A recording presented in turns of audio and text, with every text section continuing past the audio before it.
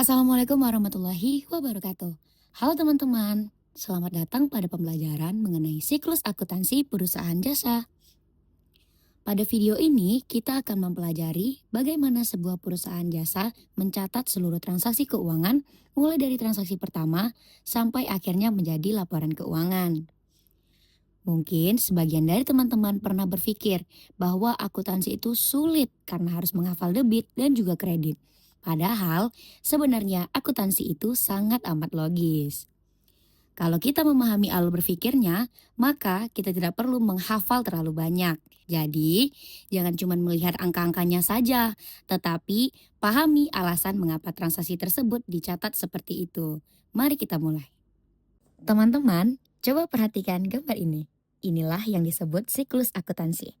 Disebut siklus karena prosesnya selalu berulang setiap periode akuntansi. Misalnya, setiap bulan atau setiap tahun. Urutannya adalah transaksi, kemudian dicatat ke jurnal umum, dipindahkan ke buku besar, dibuat neraca saldo, lalu dilakukan jurnal penyesuaian. Kemudian disusun di kertas kerja, dibuat laporan keuangannya, setelah itu jurnal penutup. Dan yang terakhir, jurnal pembalik bila diperlukan. Pada video ini, kita akan mengikuti seluruh tahapan tersebut sampai selesai. Sekarang kita masuk ke studi kasus. Misalkan ada sebuah usaha jasa yaitu Salon Genzi Selalu Bahagia. Selama bulan Desember 2023 terjadi beberapa transaksi. Saya ingin teman-teman membayangkan bahwa salon ini benar-benar baru dibuka ya. Mari kita baca satu persatu. Tanggal 1 Desember, pemilik yang bernama Zizi menyetor modal sebesar 50 juta rupiah. Artinya, perusahaan sekarang memiliki uang kas 50 juta. Tanggal 2 Desember, Salom membayar sewa ruko sebesar 10 juta rupiah untuk 4 bulan. Artinya, uang keluar. Tetapi, manfaat sewa masih akan digunakan beberapa bulan ke depan. Tanggal 3 Desember, Salon membeli sampo, hair mask, conditioner, dan perlengkapan lainnya. Tanggal 4 Desember, salon membeli peralatan seperti kursi salon, hair dryer, cermin, dan sebagainya. Tidak semuanya dibayar tunai, 4 juta dibayar sekarang, 6 juta akan dibayar nanti. Artinya perusahaan mempunyai utang. Tanggal 10 Desember, salon menerima pembayaran jasa sebesar 3.500.000. Ini berarti salon memperoleh pendapatan. Tanggal 11 Desember, salon selesai melayani pelanggan sebesar 1.800.000, tetapi pelanggan belum membayar. Berarti perusahaan mempunyai piutang. Tanggal 15 Desember, ada pelanggan lain yang langsung membayar 500.000. Tanggal 18 Desember, pelanggan yang sebelumnya berutang akhirnya melunasi tagihannya. Tanggal 25 Desember, salon membayar biaya listrik, air, dan telepon sebesar 1 juta rupiah. Tanggal 28 Desember, pemilik mengambil uang perusahaan sebesar 1.700.000 untuk keperluan pribadi. Nah, seluruh transaksi ini nanti akan kita catat satu persatu. Langkah pertama setelah terjadinya transaksi adalah membuat jurnal umum. Apa itu jurnal umum? Jurnal umum adalah tempat pertama kali seluruh transaksi dicatat secara kronologis berdasarkan tanggal kejadian. Kalau kita ibaratkan buku harian, semua kejadian ditulis berdasarkan urutan waktu. Begitu juga jurnal umum. Semua transaksi masuk terlebih dahulu ke jurnal ini. Di dalam jurnal umum, kita menggunakan sistem debit dan kredit. Yang perlu diingat adalah debit dan kredit bukan berarti uang masuk atau uang keluar. Nah, banyak nih mahasiswa yang salah memahami. Debit dan kredit hanyalah posisi pencatatan. Nanti kita akan melihat bagaimana menentukan debit dan kredit berdasarkan jenis akunnya. Sebelum mencatat jurnal, kita harus mengenal dulu nih jenis akun. Dalam perusahaan jasa, terdapat 5 kelompok akun utama. Yang pertama adalah aset atau harta. Harta adalah segala sesuatu yang dimiliki perusahaan dan mempunyai nilai ekonomi, misalnya kas, peralatan, perlengkapan, piutang, tanah, kendaraan, kemudian yang kedua adalah utang. Nah, kalau utang ini tentu kewajiban perusahaan kepada pihak lain, misalnya utang usaha, utang gaji, utang bank. Yang ketiga ada modal. Modal merupakan hak pemilik atas perusahaan. Yang keempat ada pendapatan. Pendapatan muncul ketika perusahaan memberikan jasa kepada pelanggan, misalnya salon menerima pembayaran setelah memotong rambut pelanggan. Yang terakhir adalah beban. Beban adalah pengorbanan yang dilakukan perusahaan untuk memperoleh pendapatan. Contohnya membayar listrik, membayar gaji, membayar air, membayar telepon, dan beban lain-lainnya. Sekarang kita masuk ke aturan yang paling penting. Kalau akun harta bertambah, maka dicatat di debit. Kalau harta berkurang, dicatat di kredit. Kalau utang bertambah, dicatat di kredit. Kalau utang berkurang, dicatat di debit. Kalau modal bertambah, kredit. Modal berkurang, debit. Kalau pendapatan bertambah, kredit. Kalau beban bertambah, debit. Kalau price bertambah, debit. Supaya mudah diingat, harta dan beban normalnya debit. Utang, modal, dan pendapatan normalnya kredit. Sekarang kita mulai mencatat transaksi. Tanggal 1 Desember, pemilik menyetor modal sebesar 50 juta rupiah. Langkah pertama, tanyakan kepada diri kita, apa yang bertambah? Jawabannya adalah kas. Karena uang perusahaan bertambah, kas termasuk aset. Kalau aset bertambah berarti yang masuk debit. Selanjutnya, dari mana uang itu berasal? Dari pemilik, artinya modalnya bertambah. Kalau modal bertambah, maka masuk ke kredit. Jadi jurnalnya adalah debit kas 50 juta, kredit modal Zizi 50 juta. Teman-teman jangan menghafal jurnalnya ya, tapi pahami logikanya. Kas bertambah, modal juga bertambah. Next, tanggal 2 Desember. Salon membayar sewa ruko 10 juta untuk 4 bulan. Banyak mahasiswa langsung mencatat sebagai beban sewa, padahal itu kurang tepat. Mengapa?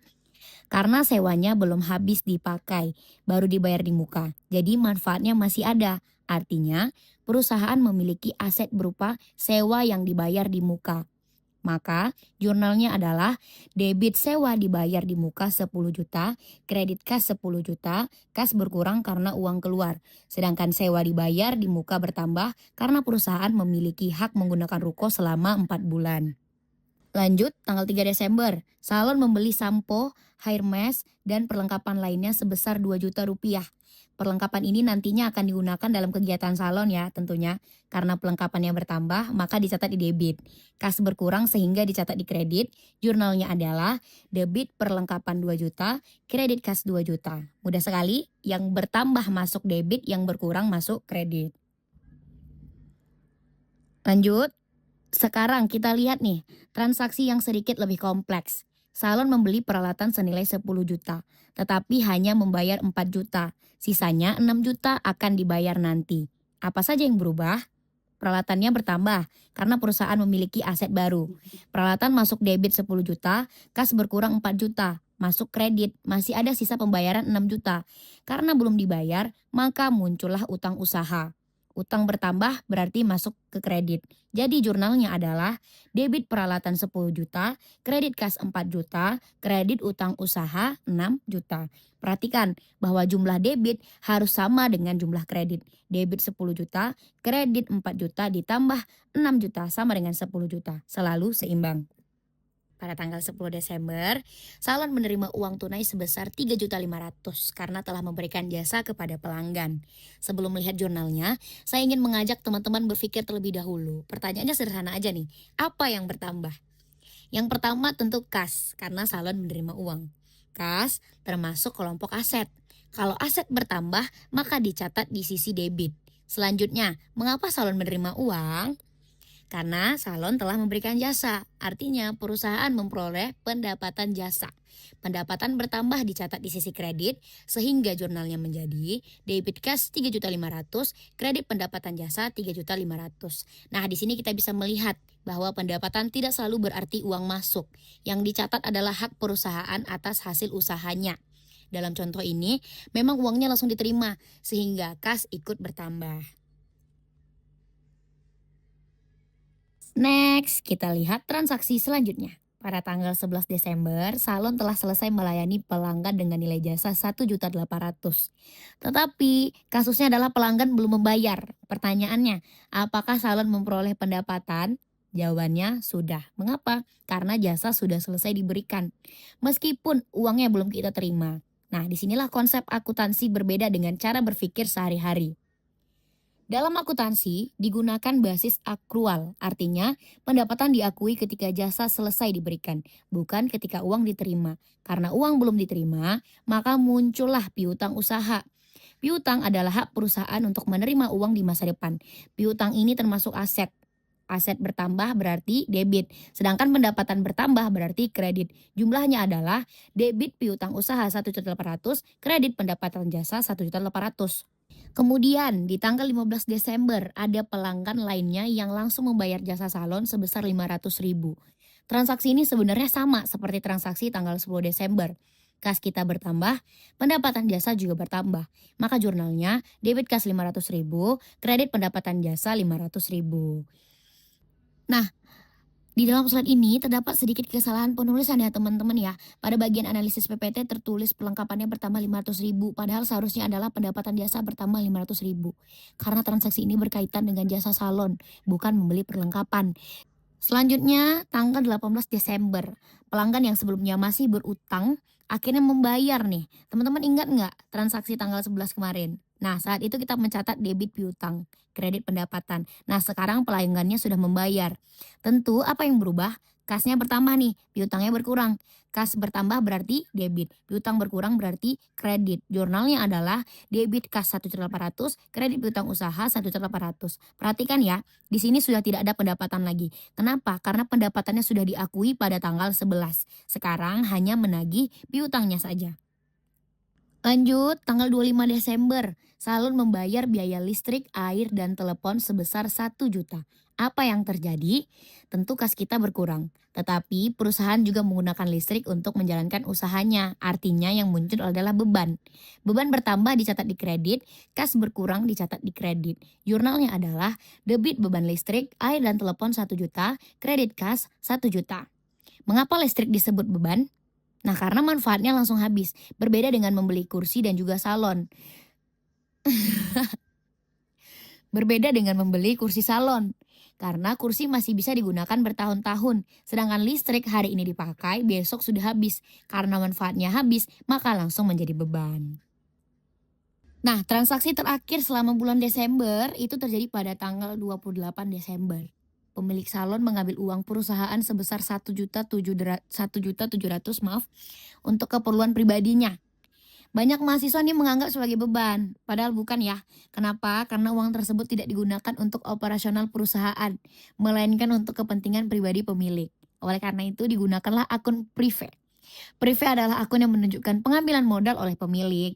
Kasnya berkurang, privénya bertambah, maka jurnalnya debit privé 1.700.000, kredit kas 1.700.000.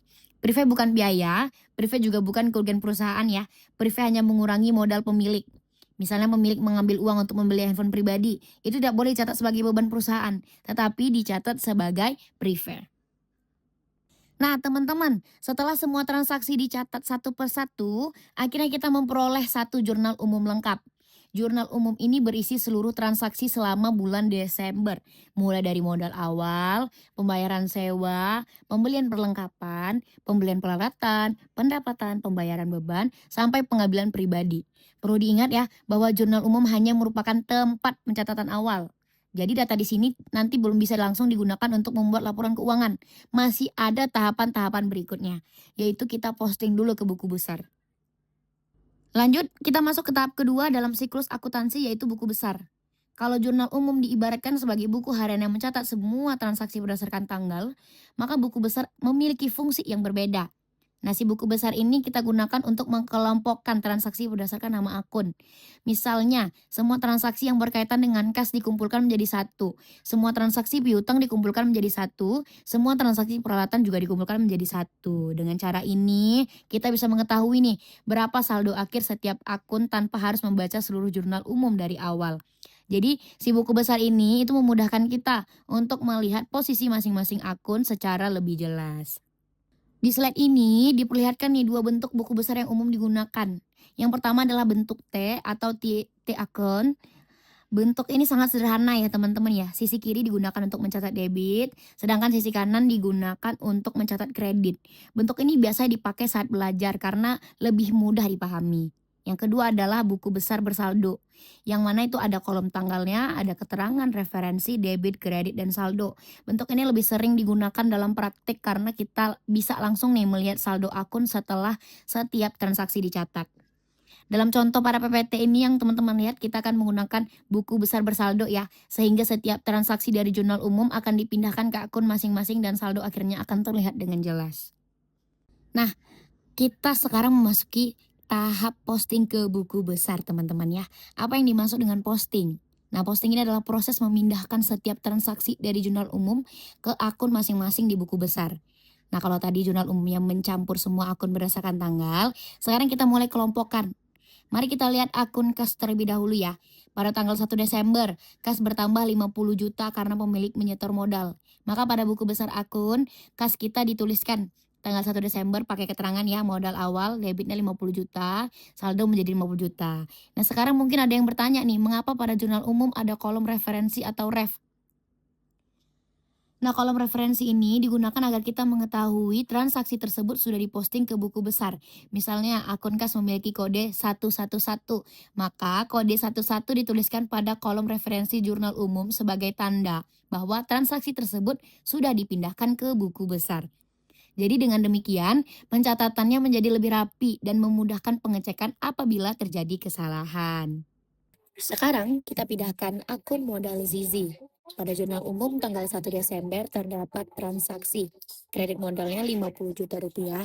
Karena kita sedang membuka buku besar untuk akun modal, maka transaksi tersebut dicatat pada sisi kredit.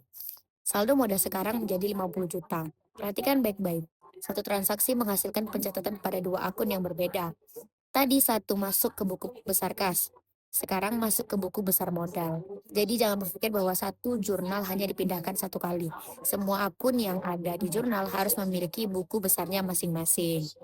Sekarang kita lihat transaksi tanggal 2 Desember. Salon membayar sewa ruko sebesar 10 juta rupiah.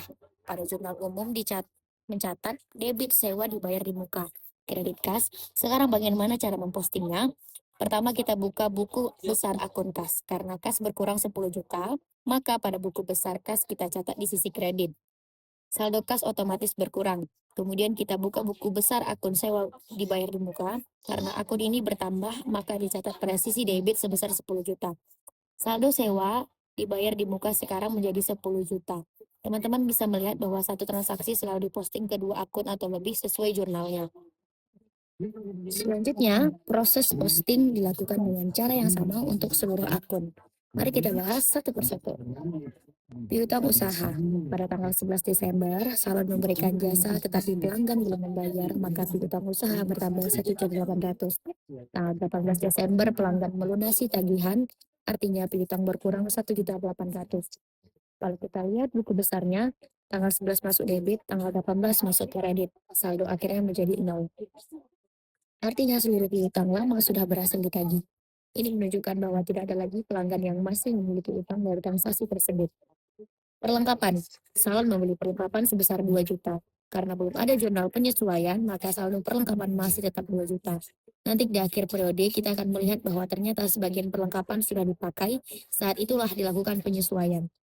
Sewa dibayar di muka. Pada tahap ini saldonya masih 10 juta. Mengapa? Karena kita baru mencatat pembayaran, belum menghitung berapa yang sudah menjadi beban. Itulah fungsi jurnal penyesuaian nanti. Peralatan. Peralatan bertambah 10 juta, tidak ada transaksi lain, jadi saldo tetap 10 juta.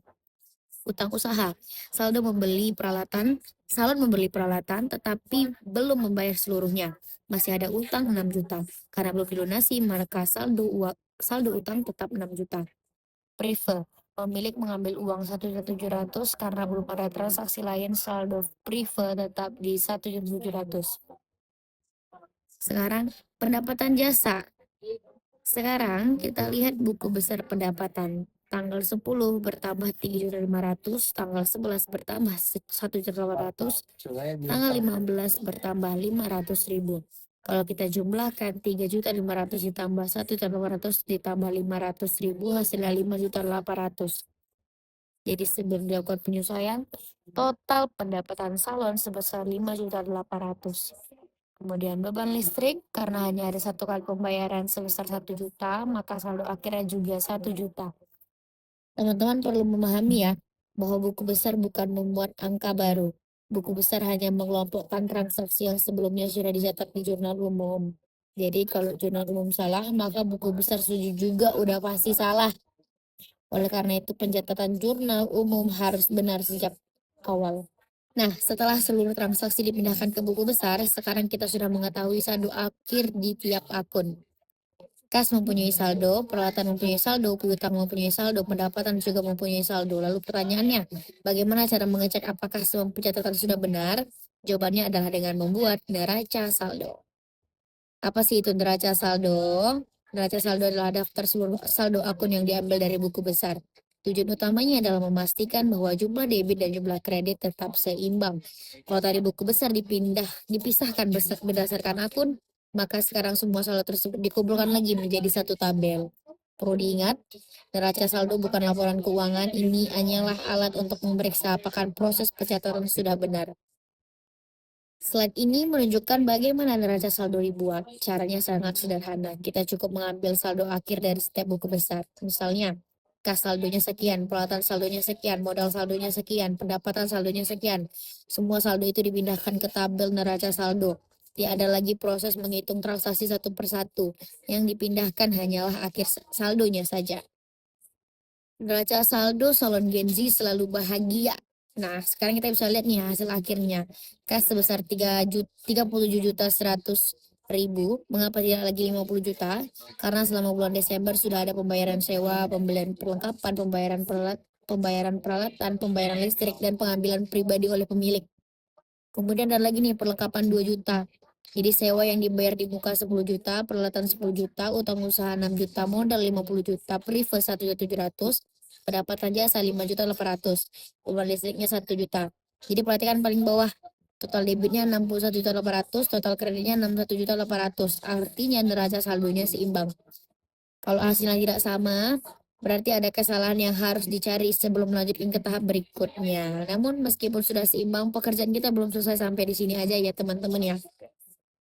Masih ada transaksi yang perlu disesuaikan karena ada beberapa kondisi yang belum tercermin dalam pencatatan sebelumnya. Misalnya perlengkapan yang sudah dipakai, sewa yang sudah menjadi beban, atau penyusunan peralatan.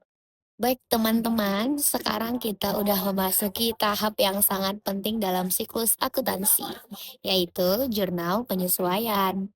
Sebelumnya, kita sudah membuat jurnal umum, kemudian kita posting ke buku besar, lalu dibuat neraca saldo. Pertanyaannya, kalau semuanya udah dicatat, mengapa masih harus membuat jurnal penyesuaian? Jawabannya sederhana aja nih Besti. Karena ada beberapa transaksi yang keadaan sebenarnya berubah pada akhir periode. Tetapi perubahan itu belum tercatat. Misalnya seperti ini. Hari ini kita membeli bensin motor penuh. Apakah bensin itu langsung habis hari itu juga? Tentu tidak. Semakin lama dipakai, bensinnya semakin berkurang. Begitu juga dalam akuntansi. Ada aset yang perlahan-lahan habis dipakai. Kalau tidak disesuaikan, laporan keuangan menjadi tidak mencerminkan kondisi yang sebenarnya. Oleh karena itu dibuatlah jurnal penyesuaian. Tujuannya apa? Supaya semua akun menunjukkan nilai yang sebenarnya pada akhir periode. Sekarang kita lihat informasi tambahan yang diberikan pada tanggal 31 Desember. Perhatikan baik-baik teman-teman ya. Semua informasi ini belum pernah dicatat sebelumnya. Inilah yang akan kita sesuaikan. Ada 5 informasi. Yang pertama, perlengkapan yang tersisa hanya 800.000. Yang kedua, sewa ruko sudah dipakai selama 1 bulan. Yang ketiga, peralatan mengalami penyusutan sebesar 700.000. Yang keempat, masih ada gaji karyawan 2 juta yang belum dibayarkan. Yang kelima, masih ada pekerjaan yang sudah selesai senilai 4 juta tetapi pelanggan belum membayar. Semua kondisi tersebut harus dicatat supaya laporan keuangan sesuai dengan keadaan sebenarnya. Sekarang mari kita bahas satu persatu. Kita mulai dari perlengkapan. Di awal bulan, salon membeli perlengkapan sebesar 2 juta. Tetapi ketika dihitung pada tanggal 31 Desember, ternyata yang masih tersisa hanya 800.000. Berarti berapa yang sudah kita pakai? Sini kita hitung bersama. 2 juta dikurangi 800.000, hasilnya 1.200.000. Artinya selama bulan Desember perusahaan telah menggunakan perlengkapan sebesar 1.200.000. Karena sudah digunakan untuk menjalankan usaha, maka nilainya berubah menjadi beban perlengkapan. Jurnalnya adalah debit beban perlengkapan 1.200.000, kredit perlengkapan 1.200.000. Mengapa perlengkapan dikredit? Karena jumlah perlengkapan yang dimiliki perusahaan sekarang berkurang. Mengapa beban di debit? Karena perusahaan telah menggunakan perlengkapan untuk memperoleh pendapatan. Contoh, ya ini saya contohkan biar teman-teman lebih mengerti. Misalnya nih, Salon membeli sampo, conditioner, Hermes, sama vitamin rambut. Awalnya stoknya banyak, tetapi kan setelah 1 bulan dipakai melayani pelanggan, maka stok yang kita beli kemarin itu semakin sedikit. Nah, berkurangnya stok itulah yang dicatat sebagai beban perlengkapan. Selanjutnya kita lihat sewa. Pada awal bulan salon membayar 10 juta untuk 4 bulan. Ingat ya, saat membayar kita belum mencatat sebagai beban. Mengapa? Karena manfaat sewanya belum habis. Sekarang sudah lewat 1 bulan. Berarti berapa sewa yang sudah digunakan? Kita hitung 10 juta dibagi 4 bulan hasilnya 2.500.000. Artinya 1 bulan telah menjadi beban. Jurnalnya debit beban sewa 2.500.000, kredit sewa dibayar di muka 2.500.000. Next, sekarang kita bahas penyusutan ya, penyusutan peralatan. Nah, ini banyak mahasiswa mengira penyusutan berarti barangnya rusak. Padahal bukan ya, penyusutan adalah penurunan nilai ekonomis suatu aset karena digunakan. Contoh, selalu membeli hair dryer. Ketika baru dibeli nilainya 10 juta. Setelah dipakai 1 bulan, tentu nilainya udah nggak sama lagi kan, walaupun barangnya masih bagus. Nah, penurunan nilai inilah yang disebut penyusutan. Pada soal ini diperkirakan penyusutannya sebesar 700.000. Jadi jurnalnya adalah debit beban penyusunan peralatan 700.000, kredit akumulasi penyusunan peralatan 700.000. Mengapa bukan mengurangi akun peralatan? Karena perusahaan tersebut masih memiliki peralatan tersebut. Yang dicatat adalah akun akumulasi penyusutan, yaitu akun kontra aset. Nanti nilai buku peralatan dihitung. Harga peralatan dikurangi, akumulasi penyusutan. Gaji yang belum dibayar. Nah, sekarang kita lihat transaksi berikutnya ya. Karyawan yang sudah bekerja, tetapi sampai tanggal 31 Desember gajinya belum dibayar. Pertanyaannya, apakah perusahaan sudah mempunyai kewajiban? Jawabannya tentu sudah. Karena karyawan telah bekerja, walaupun uangnya belum dibayarkan. Maka perusahaan mempunyai utang. Jadi jurnalnya, debit beban gaji 2 juta, kredit utang gaji 2 juta. Penyesuaian terakhir adalah pendapatan yang masih harus diterima. Salon telah menyelesaikan pekerjaan senilai 4 juta, tetapi pelanggan belum membayar. Artinya perusahaan sudah memperoleh pendapatan, namun uang belum diterima. Jurnalnya debit piutang usaha 4 juta, kredit pendapatan jasa 4 juta. Konsepnya sama ya, seperti transaksi tanggal 11 Desember tadi yang sudah dijelaskan. Jadi jasanya itu udah selesai, maka pendapatannya harus diakui walaupun uangnya belum kita terima. Nah, setelah semua penyesuaian dibuat, kita memperoleh 5 jurnal penyesuaian. Mari kita ulang kembali ya. Pertama, perlengkapan terpakai. Kedua, sewa yang sudah menjadi beban. Ketiga, penyusutan peralatan. Keempat, gaji yang masih harus dibayar. Kelima, pendapatan yang masih harus diterima. Jumlah debit dan kredit sama-sama 10.400.000. Artinya jurnal penyesuaian sudah seimbang. Teman-teman, ada satu kesalahan yang sering dilakukan mahasiswa ya. Setelah membuat jurnal penyesuaian, mereka langsung membuat laporan keuangan. Padahal belum selesai. Jurnal penyesuaian harus diposting lagi ke buku besar. Mengapa? Karena saldo akun pada buku besar harus diperbarui. Jadi kalau nggak diposting, laporan keuangan nanti masih menggunakan saldo lama. Akibatnya nanti hasilnya menjadi salah. Selanjutnya, kita lakukan posting seperti sebelumnya. Perlengkapan dikurangi 1.200.000, saldo perlengkapan yang semula 2 juta sekarang tinggal 800, sewa dibayar di muka yang semula 10 juta dikurangi 2.500.000, saldonya menjadi 7.500.000. Akumulasi penyusutan bertambah 700, utang gaji bertambah 2 juta, piutang usaha bertambah 4 juta, pendapatan jasa juga bertambah 4 juta. Nah, jadi sekarang seluruh saldo buku besar sudah mencerminkan keadaan sebenarnya sampai tanggal 31 Desember. Tahap berikutnya adalah membuat kertas kerja atau worksheet. Kertas kerja sebenarnya bukan laporan keuangan. Kertas kerja hanyalah alat bantu. Tujuannya mempermudah penyusunan laporan laba rugi, laporan perubahan modal, dan laporan posisi keuangan. Di dalam kertas kerja terdapat beberapa kolom.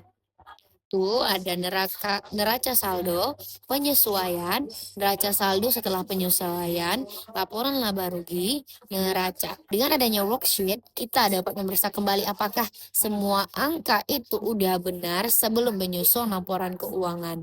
Jadi meskipun kertas kerja ini nggak wajib dipublikasikan sama pihak luar ya, tapi ini dokumen yang sangat membantu dalam penyusunan laporan keuangan. Oke, sekarang kita udah sampai ya pada tujuan utama dari seluruh siklus akuntansi, yaitu menyusun laporan keuangan. Kalau kita ingat kembali nih, dari awal pembelajaran ya, kita udah melalui banyak banget tahapan-tahapan. Dimulai dari mencatat transaksi di jurnal umum, memindahkannya ke buku besar, menyusun neraca saldo, membuat jurnal penyesuaian, hingga menyusun kertas kerja. Semua tahapan tersebut dilakukan agar pada akhirnya kita dapat menyusun laporan keuangan yang benar. Laporan keuangan ini adalah hasil akhir dari proses akuntansi. Dari laporan ini, pemilik perusahaan dapat mengetahui kondisi usahanya. Jadi, apakah perusahaan itu memperoleh labakah atau rugikah, berapa jumlah aset yang dimiliki, berapa utangnya, dan berapa modal pemilik pada akhir periode. Jadi, di laporan keuangan ini bukan hanya sekumpulan angka, tetapi merupakan sumber informasi yang digunakan untuk mengambil sebuah keputusan. Nah, secara sederhana, laporan keuangan adalah laporan yang menyajikan informasi mengenai aktivitas dan posisi keuangan perusahaan selama satu periode akuntansi.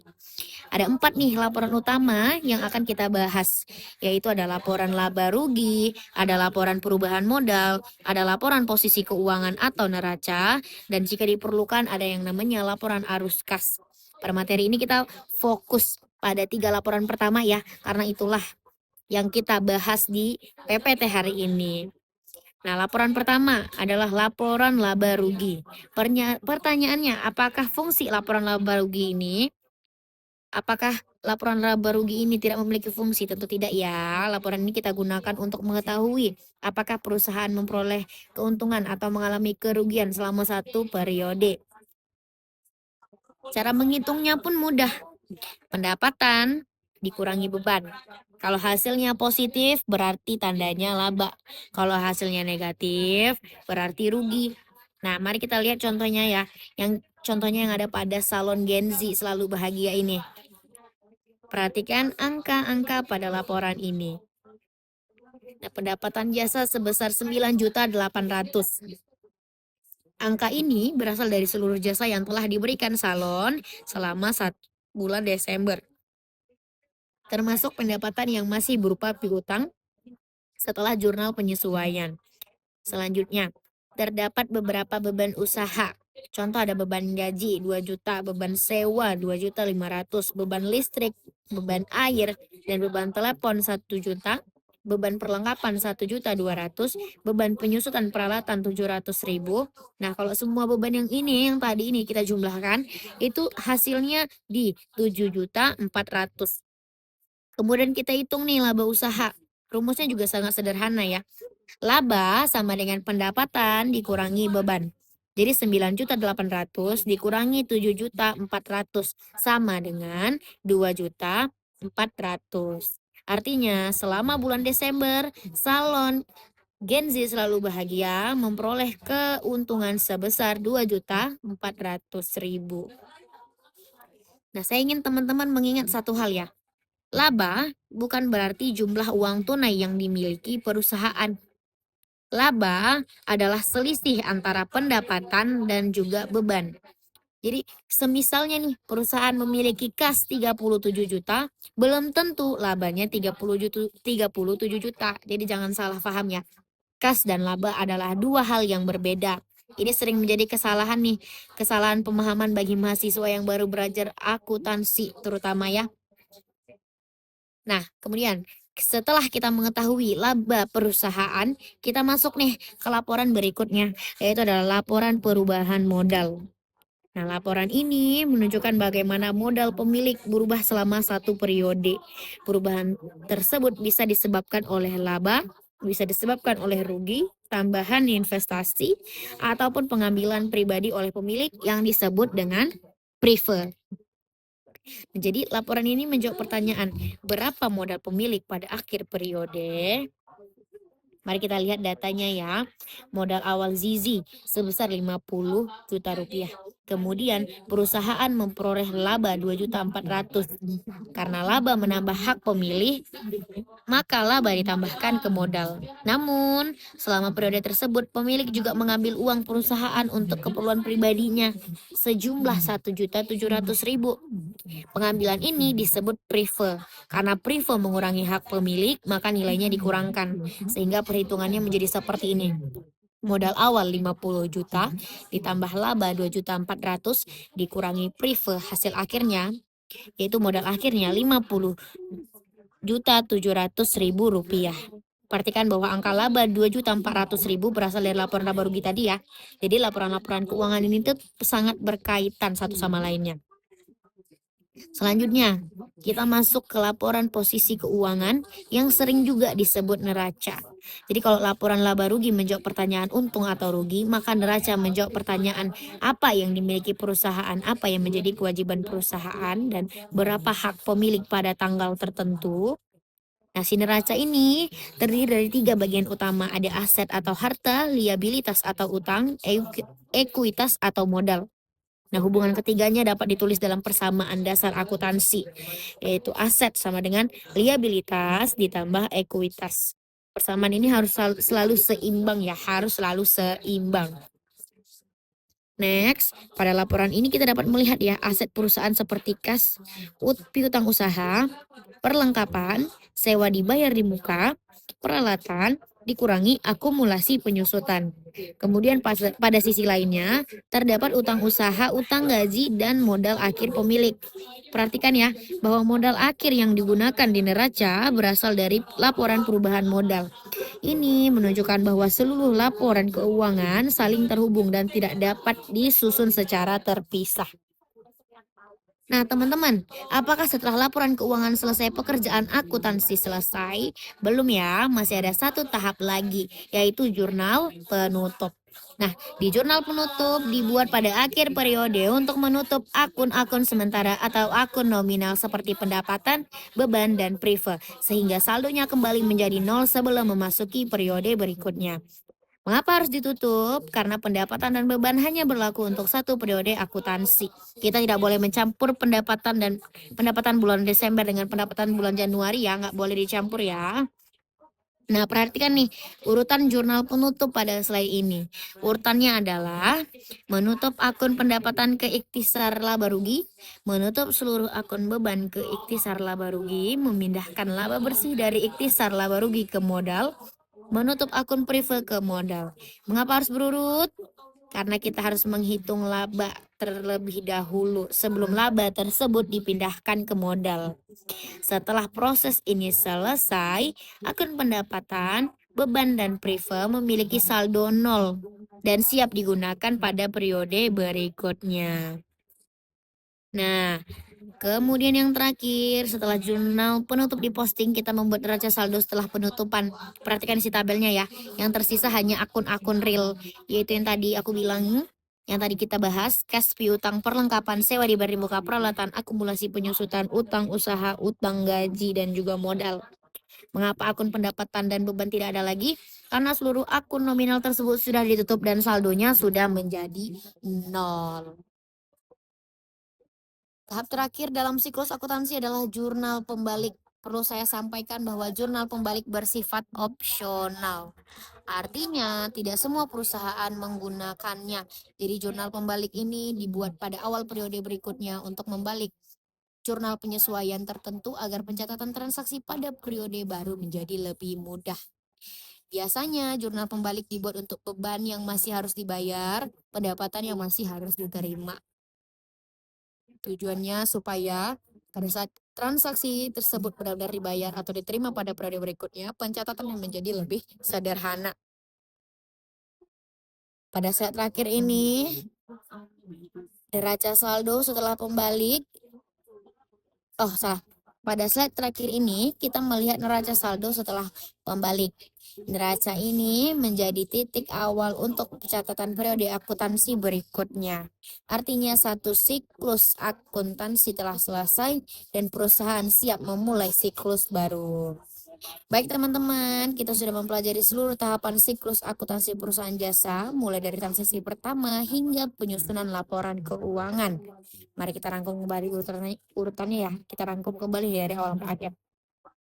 Ada identifikasi transaksi, ada mencatat transaksi ke jurnal umum, memposting ke buku besar, menyusun neraca saldo, membuat jurnal penyesuaian, memposting jurnal penyesuaian, menyusun kertas kerja, membuat laporan keuangan, membuat jurnal penutup, menyusun neraca saldo setelah penutupan, membuat jurnal pembalik bila diperlukan.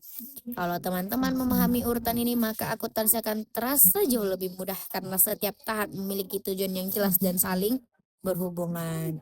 Oke, terima kasih sudah mengikuti pembelajaran sampai selesai. Semoga materi ini membantu teman-teman untuk memahami siklus akuntansi perusahaan jasa dengan lebih baik.